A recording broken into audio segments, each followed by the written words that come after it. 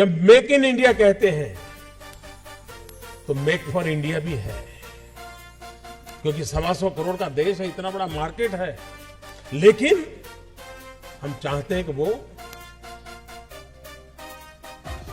Full proof कैसे बने, आसान कैसे हो और सामान्य मानव के लिए वो इजीली एक्सेसिबल कैसे हो। ये अगर व्यवस्थाएं देने में हम सफल होते हैं, और मैं मानता हूं कि हमारे देश का नौजवान हमारी अपनी समस्याओं को, यहां किसी ने कहा कि मैं अगर उस देश को उसकी समस्याओं को समझूंगा, शायद तिवारी ने कहा, मैं अपनी समस्याओं को समझूंगा तब जाकर के मुझे रास्ते खोजने का सूझेगा। और ये जितना हमारा बढ़ेगा, देश के विकास के लिए बहुत संभावना है। उन संभावनाओं को लेकर के, छोटी छोटी आवश्यकताओं से लेकर के बड़ी बड़ी, और स्टार्टअप का मतलब ये तो नहीं है कि हर किसी के पास $1 बिलियन का काम हो रहा है और 2000 लोग काम करें, जरूर नहीं है। 5 लोगों को भी अगर मैं रोजगार देता हूं तो मेरा स्टार्टअप मेरे देश को आगे बढ़ाता है।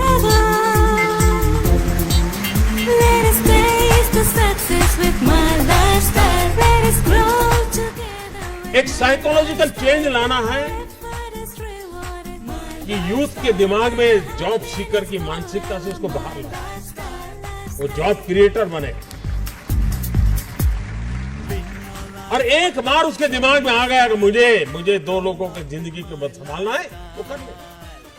हमारे देश में एजुकेशन इंफ्रास्ट्रक्चर पर बल दिया जाता है, टीचर के अपॉइंटमेंट पर बल दिया जाता है, वो काम हो भी रहा है।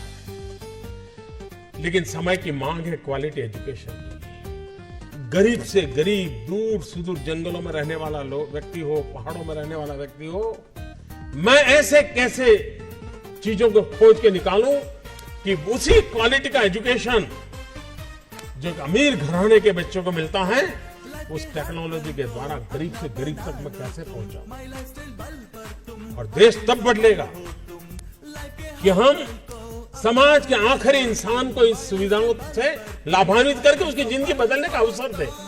हमें उसको फीड करने की जरूरत नहीं पड़ेगी। अगर उसको क्वालिटी एजुकेशन मिलता है तो वहां भी ऐसे स्पार्क वाले बच्चे होंगे जो उठ करके खड़े हो जाएंगे और दुनिया बदल देगी। हेल्थ सेक्टर, आज हेल्थ सेक्टर ज्यादातर डॉक्टरों पर डिपेंडेंट कम है, टेक्नोलॉजी पर डिपेंडेंट है। डॉक्टर भी खुद टेक्नोलॉजी पर डिपेंडेंट है। मशीन तय करता है कि तुम्हें क्या तकलीफ है, फिर डॉक्टर कहता है ठीक है मैं किताब देता हूं, ले लो। इसका मतलब हेल्थ सेक्टर में टेक्नोलॉजी इनोवेशन की संभावनाएं बढ़ती चली जा रही है। लेकिन भारत जैसे देश में ये अफोर्डेबल कैसे हो, ये हमारे सामने चुनौती है। सस्ते में सस्ता व्यवस्था का कैसे बने, इस पर हम सोचें, नएपन से सोचें। और इसलिए स्टार्टअप कहने के बाद कुछ लोगों की सोच होती है तो बड़ा हाई फाई होगा, लैपटॉप के बाहर दुनिया कुछ नहीं होगी, मोबाइल से जुड़े होंगे। ऐसा नहीं है। ये लोग हैं जिन्होंने कोई न कोई कमाल किए। यहाँ हर प्रकार के लोग हैं। आप देखिए हैंडीक्राफ्ट, भारत का हैंडीक्राफ्ट दुनिया में अपना डंका बजाए, ऐसी आप ऐप बना करके दुनिया में प्लेटफॉर्म क्यों न खड़ा। सिर्फ ई कॉमर्स नहीं, हम उससे 2 कदम आगे कैसे जाएं और उसमें जैसी ग्लोबल रिक्वायरमेंट हो, वैसे डिजाइनिंग भी प्रोवाइड करें, ताकि हमारा जो गरीब आदमी गांव में बैठ करके छोटी चीजें बनाता है, उसको भी आइडिया मिला कि नहीं ऐसा नहीं, ऐसा करो, यहां स्टिच मत करो, यहां करो, लकड़ी ऐसे मत रखो, लकड़ी ऐसे रखो। वो अपने आप बदलता रहेगा और आपकी रिक्वायरमेंट को पूरी करेगा। इसके लिए जो कनेक्टिविटी चाहिए, ये बड़ी रिक्वायरमेंट है। और ये काम आप नौजवानों के दिमाग से हो सकता है। और इसलिए